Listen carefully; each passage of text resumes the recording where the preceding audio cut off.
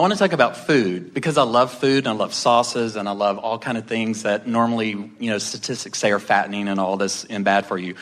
So is it possible to get into a state of perfect alignment that you could eat anything and drink anything if it was done with pure joy and with pure appreciation, that your physical body would not be affected in any way and that you would stay healthy? Well, you know that the answer, we'll wait for them to get over this. You know that the answer to that has to be yes, because you see different people having different results from same food. Mm-hmm. So you know that there has to be another factor, and there always is another factor, and that other factor always is your vibrational relationship. Let's say that you've identified something that you want to eat. You have split energy about it because you want it because it tastes good, and you want it because it's social maybe, and you want it because it's available. You want it. But you don't believe it's good for you. So you want it, but you don't want it. In other words, I want this thing I shouldn't eat. There's a tremendous amount of split energy in that. And it is from that vibrational vantage point that most people are eating most things. So let's just begin by saying that when you get into a place of vibrational alignment, then everything that you eat will benefit your body in a more powerful way. Now, what we notice happening is that as you make your alignment more important to you than the action, as you say, I'm going to get into vibrational alignment and then I'll take action, often your action begins to vary as you receive inspiration for what you are wanting. Now, here's really what we want to say to you. This is a very big topic. So you heard us say that through the contrasting experience, you've been launching many things into your vibrational escrow. So you eat something that you like and you want more of it. And you eat something that you don't like and you don't want more of it. And you taste things that don't taste good even though they're touted as healthy, and you launch a rocket relative to that. So you're launching rockets of desire into vibrational escrow that say things like, I want things that taste good. I want things that are pleasing. I want things that are healthy. I want my body to feel good. I want to do what's best for my body. I want to do things that are socially accepted maybe. In other words, there are all kinds of responses that you're having to life that are causing you to launch these rockets.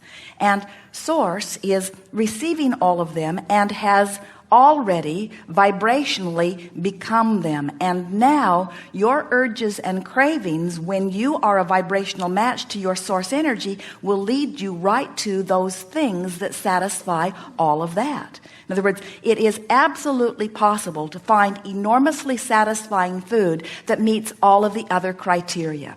But if you are saying, could I choose something that I've always believed, or that I've come recently to believe, that there is so much data around it to believe that it is not a healthy thing, could I eat that and still be healthy? And the answer to that is no. You cannot be healthy when you eat something that you believe is not healthy to eat. So it's all about shifting your vibration. But isn't it up to me to decide what is healthy on my own and not on the statistics of what someone else Yes, and that's does? really what we are teaching here. Yeah. But it's easier for you to close the gap by finding action that matches your beliefs than it is for you to change those beliefs in a culture where there is so much mass consciousness moving in opposing directions. But you see, that's really what we're teaching, isn't it? We want you to disregard the opposing directions of mass consciousness and chart your own course and listen to one signal. And that's really what your question allows us to speak most powerfully about. And if you've been listening, we bring it up over and over again. So your life causes you to want health and to want things that are satisfying, to want all kinds of things that the non-physical part of you has already become. So now you're being called toward that. So you get an impulse about something.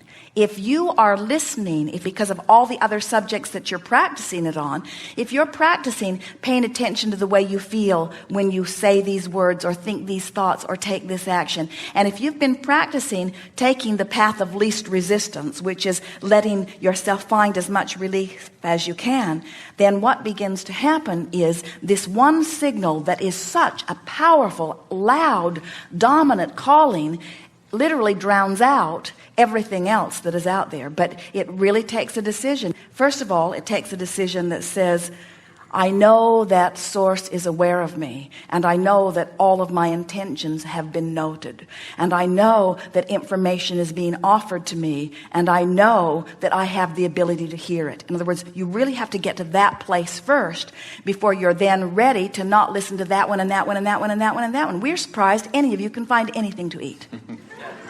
Because somebody has written a book about everything about why you should not eat it. Well, yeah, and that brings up the very first time I came across this was when I went to a meditation class early on in my, my conscious evolution.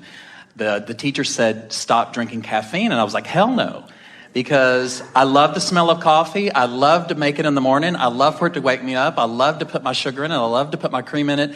And the joy of drinking that seemed to far override like the chiding of some teacher over here on the side. Well, here's something else that we want to give you. And we're not wanting to upset any teachers that are trying to get you to take specific action. But we really want you to understand that your body is like a chemical factory that has the ability to extract from your diet what it wants and needs.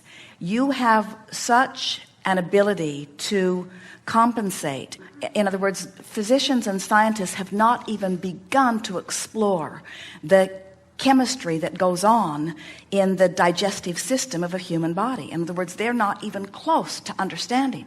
And the thing that we would like you to understand from our point of view is that that chemistry is so much more affected by your vibrational gap than it is by what you're eating, that it makes what you're eating close to irrelevant. But if you're not tending to the emotional gap, then you might want to tend to what it's sort of an analogy. Analogies are never perfect because they sometimes leave you hanging out there in some raw and ragged place. But it would be like saying, I'm taking driving lessons every single day so that I can become a really proficient manager of this vehicle. And we say, that's all well and good, but if you're not in a good mood, you ought not to be driving. Mm-hmm. In other words, all the skill in the world is not going to necessarily put you in the place of being sensitive to what's happening out there in traffic. Where if you are tuned in, tapped in, turned on, if you're intuitive, if you're in alignment with broader perspective, then your impulses are better and then your view is longer. And a similar thing happens with your body. When you're tuned in, tapped in, turned on, your factory just works better. And there are so many people who are depriving themselves of this and this and this and this and this. And in that angst, they are widening their gap, not closing in the gap. And then they're not receiving the benefit from what they are eating. So here's the bottom line in all of this. Make friends with your food, whatever it is that you're eating. Never eat something in a place of believing that you should not eat it. If you're going to eat it, make friends with it first. Sure. Thank you. And there's great love and appreciation for you here. It is clear. Abraham, I want to follow up on his food thing. Someone